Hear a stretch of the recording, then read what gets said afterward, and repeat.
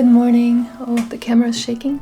Today I want to make something like a day in my life, reflecting on the feeling of void and emptiness that is often created when we separate from someone or something we've been very attached to.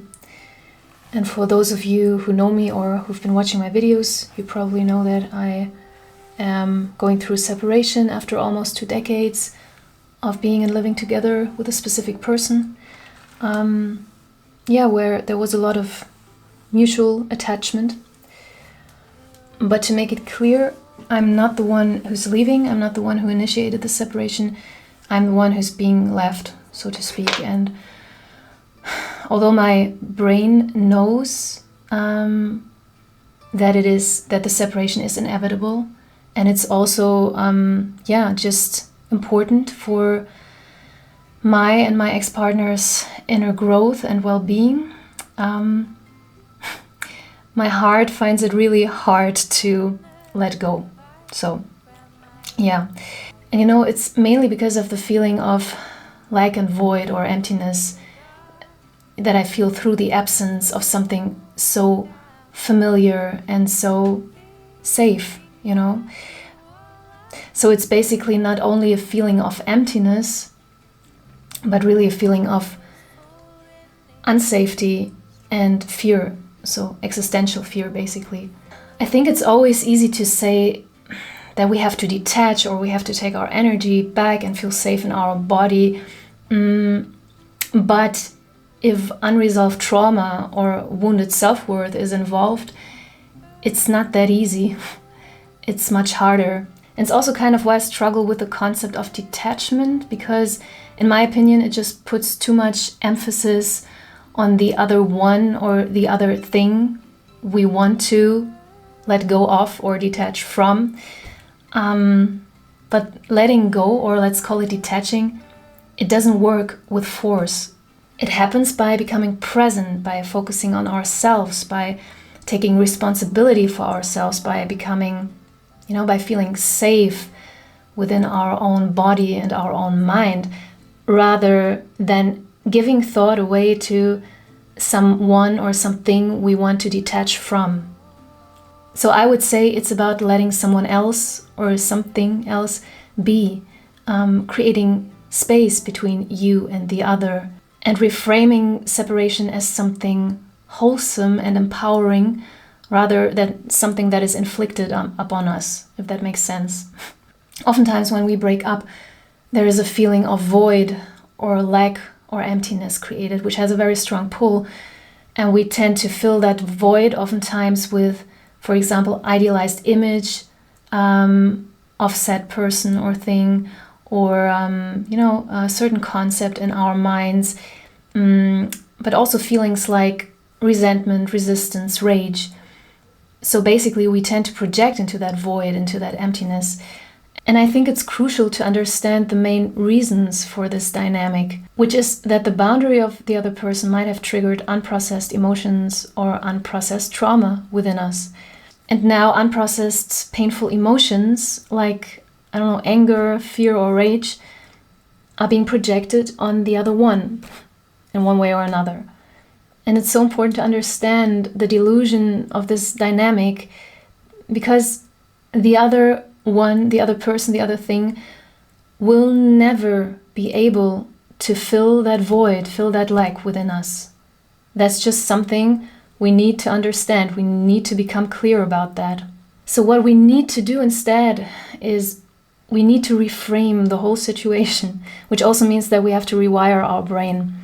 So instead of void/emptiness, a necessary separation creates spaciousness. It creates space where what no longer serves us can let go, and everything that serves our purpose, our self-growth, our authenticity can flow into our lives. And that's what we need to understand. That's what we have to remind ourselves of. Maybe that's also an intention we have to set for ourselves. And this doesn't happen overnight. It's like gaining muscles, spiritual muscles, let's say. It just takes time. It takes practice and patience and commitment. And there are some methods or some exercises that actually really help me to stay focused now in my separation journey. And I would like to share one of them with you, which I actually thought of myself. Probably it already exists. If you know it, if you know a name to it, please let me know.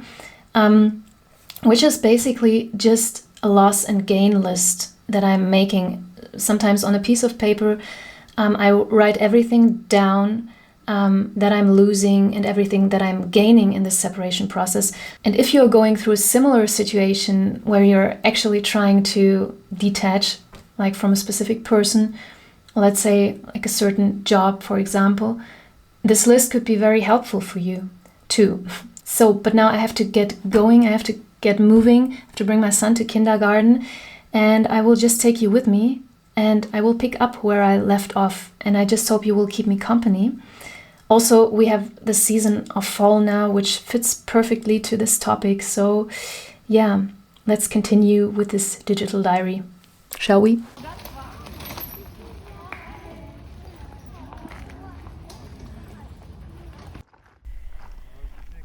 So the first thing that always comes to my mind when I think about what I'm losing because of the separation, it's comfort and safety. And that's the most scary one. I'm definitely losing a sense of comfort or familiarity that I have developed through the years of being together, but also through the act of thinking about or interacting with this specific person. Even if they are not present, just the simple emotional focus on them can become like a habitual mental refuge. And I feel a strong attachment to the safe and familiar life that we used to have, and all that emotional security I had through this relationship. And this is something I have to let go of. And it creates a feeling of pain and void, to be honest, because something is missing that just used to be there. Morgen! So now I will reframe and focus on what I gain. I'm gaining self-worth and independence because letting go reinforces my own values and my own independence. And if I stay consistent, I will be no longer dependent on the approval or attention of someone who is no longer available for me, which helps me to strengthen my sense of self-worth. And even if it will take a while, focusing on that as a goal, as a main intention, makes it easier for me to focus on letting go instead of holding on. So another thing I'm losing is emotional investment. I feel a sense of loss because I've invested emotional energy into this person, into this relationship, hoping for a connection or a future that won't come to fruition. And acknowledging this, is important to validate my feelings.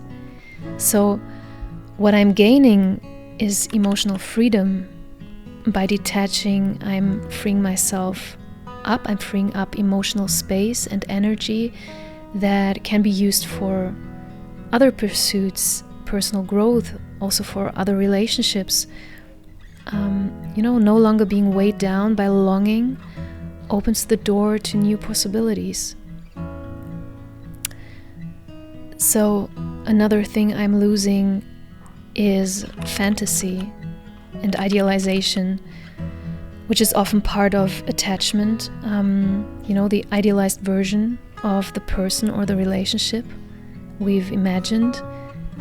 And letting go means grieving also the loss of this fantasy. But what I'm gaining, on the other hand, is clarity and realism, because detaching or letting the other one be and empowering myself allows me to see the situation more clearly. Instead of clinging to something unattainable, I'm gaining the peace that comes from living in reality and accepting the truth of the situation, which also brings me openness to new experiences. So, framing separation as empowerment is so important, and for me, this really shifts the focus from passive experience of loss on empowerment, on an empowered decision. And instead of feeling that I'm giving up something or I'm losing something, I can frame it actively as choosing a healthier, more fulfilling path. And I'm gaining autonomy, self-respect, and new space for new opportunities. And for me, by consciously engaging in mental exercises like these, also meditation and mindfulness practices, allows me not only to process my emotions, but also to reinforce the reasons why separation can serve my long-term well-being. And it helps me to reframe the situation, as I said, as one where separation is an act of self-care and even self-love and growth rather than just loss.